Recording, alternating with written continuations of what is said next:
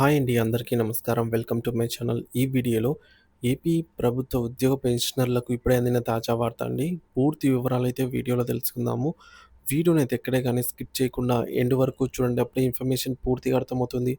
Video చూస్తున్న ప్రతి ఒక్కరు వీడియోకైతే లైక్ చేయండి ఫ్రెండ్స్. వీడియోని తోటి ఉద్యోగ పెన్షన్ మిత్రులతో అయితే షేర్ చేయండి.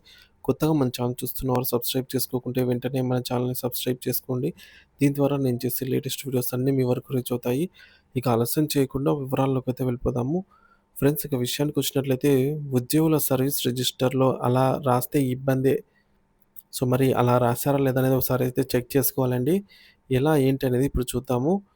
సో, ఇటీవల కాలంలో కొంతమంది రిటైర్ అయిన ఉద్యోగులు, టీచర్లు పెన్షన్ మంజూరులో అయితే ఇబ్బందులు ఎదుర్కొంటున్నారండి.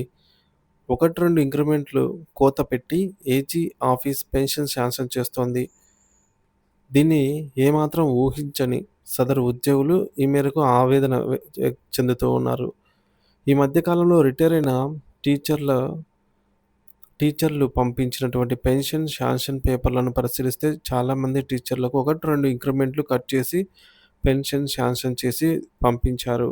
అలా ఇంక్రిమెంట్లు కట్ అయినటువంటి వారిలో మెజారిటీ టీచర్లకు వారి సర్వీస్ బుక్స్‌లో ఎంట్రీలు అసంపూర్ణంగా తప్పుల తడకగా నమోదు చేయడం ప్రధాన కారణమనైతే తెలుస్తుంది.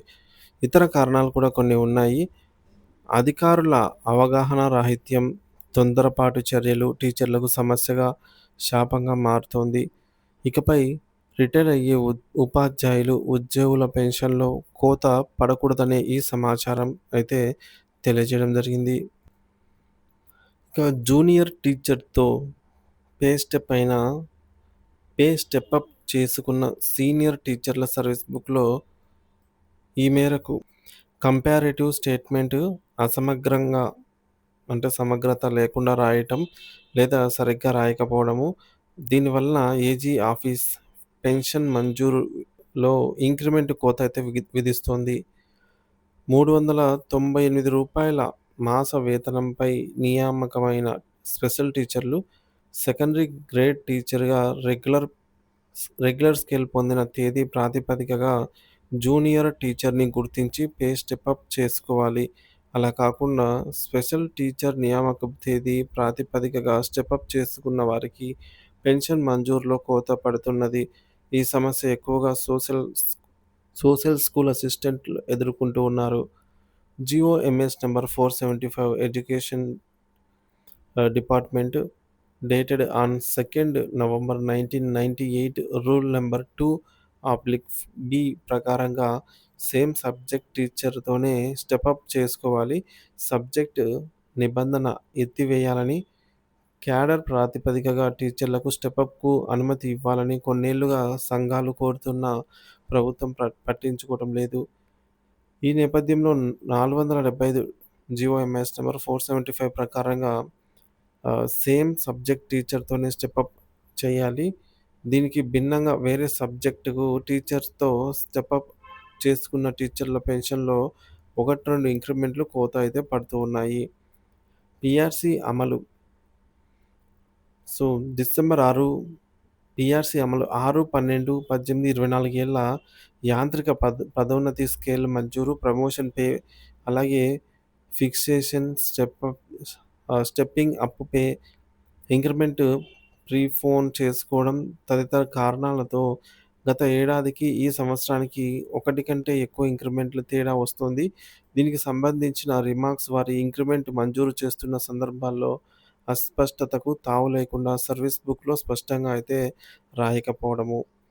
వ్యక్తిగత కారణాలపై తీసుకున్న జీత నష్టపు అసాధారణ సెలవు OCL loss of pay 36 months వరకు వైద్య ధృవీకరణ తీసుకున్న జీత నష్టపు అసాధారణ సెలవు పరిమితి లేకుండా ఎంతకాలమైనా పెన్షన్‌కు క్వాలిఫైడ్ సర్వీస్ అనే విషయం అందరికీ తెలిసిందే. అయితే మెడికల్ సర్టిఫికేట్ ప్రాతిపదికగా తీసుకున్న ఓసీఎల్ లాస్ ఆఫ్ పేను సర్వీస్ బుక్‌లో సరిగ్గా నమోదు చేయకపోవడం వల్ల కూడా ఈ విధంగా ఇంక్రిమెంట్స్ అయితే కోతకు గురవుతున్నాయి. వార్షిక ధృవీకరణ, యాన్యువల్ అటెస్టేషన్, సర్వీస్ వెరిఫికేషన్ అలాగే నియామకపు తేదీ నియామకమైన తేదీ నుంచి రిటైర్ అయిన తేదీ వరకు ఒకరోజు కూడా గ్యాప్ లేకుండా ఎంట్రీ చేయాలి. అలా కాకుండా గ్యాప్ ఉన్న సర్వీస్ బుక్ ఏజీ ఆఫీస్‌లో గట్టిగా చూసి ఆడిటర్ దగ్గరికి వెళ్తే ఇబ్బందే. సో, పెన్షన్‌లో కోత అయితే పెడుతూ ఉన్నారు. ఇకపోతే స్పౌస్ నేమ్ సర్వీస్ బుక్‌లో ఒక రకంగా పెన్షన్ పేపర్‌లలో మరో విధంగా నమోదు ఉన్న ఒక టీచర్ పెన్షన్ పేపర్‌లు వాపస్ చేశారు. సర్వీస్ బుక్‌లో స్పౌస్ నేమ్ ఏ విధంగా ఉంటే పెన్షన్ పేపర్‌లలో కూడా అదే విధంగానే ఉండేటట్టు జాగ్రత్తలైతే తీసుకోవాలి. ఇది ముఖ్యంగా. ఇక ఏజీ లేవనెత్తిన అభ్యంతరాలను సరిజేసి మళ్ళీ పంపిస్తే చాలా కేసుల్లో పెన్షన్ రివైజ్ చేస్తారు. కానీ అది పెద్ద కష్టంతో కూడుకున్న పని కదా! అందుకని రిటైర్ అయిన వారు, త్వరలో రిటైర్ కాబోతున్న వారు 1కి 2 సార్లు సర్వీస్ బుక్‌ని క్షుణ్ణంగా వెరిఫై చేసుకోవాలి. ఆ తర్వాతే ఏజీ ఆఫీస్‌కి పెన్షన్ పేపర్స్ సమర్పించాలి. అవసరమైతే సర్వీస్ బుక్ ఎంట్రీస్‌పై అవగాహన ఉన్న వారికి ఒకసారి ఒకసారికి చూపెట్టి, ఆ తర్వాత ఏజీకి పెన్షన్ పేపర్‌లను పంపిస్తే ఏ సమస్య ఉండదు.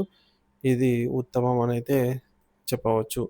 సో, ఈ విధంగా అయితే చేసుకోవాలండి. లేదంటే మన యొక్క పెన్షన్‌లో ఈ విధంగా పె ఇబ్బందులైతే ఎదురవుతాయన్నమాట. టీచర్లకు ముఖ్యంగా పెన్షన్ మంజూరు సమయంలో.